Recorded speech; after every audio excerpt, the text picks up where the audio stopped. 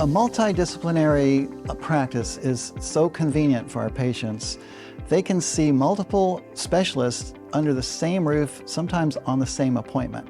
For example, one of the biggest issues we have in chronic pain is, does the patient need surgery or not? We see that every day.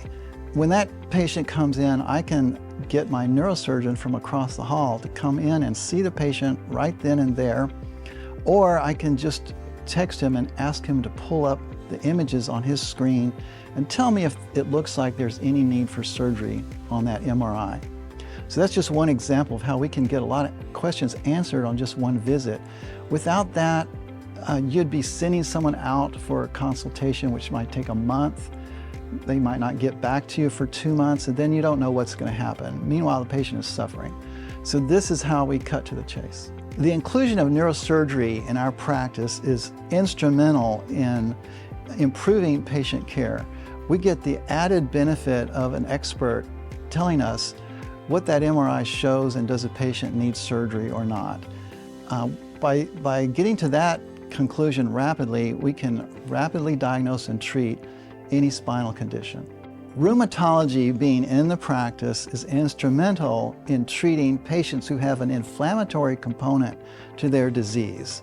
For example, some patients have a component of rheumatoid arthritis or ankylosing spondylitis, as another example. These patients need not only pain management, but they need expert biological care by a rheumatologist. We can combine these two, sometimes in the same visit, and expedite that patient's care. Many patients, if not most, who suffer from chronic pain also suffer from chronic depression and anxiety disorders. We have in-house counselors, social workers who provide behavioral health services to diagnose and treat depression and anxiety. Having our own in-house pharmacies contribute greatly to being able to guarantee that whatever medicine we prescribe, the patient will get it.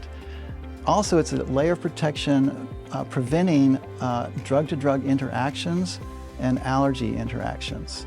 So our pharmacists work with us hand in hand. They see the patient's medical record just like we do, and they're an added bonus for coming to advanced pain care. Many of our patients need pain medicine, and a few of those have addiction problems or trouble managing their medication.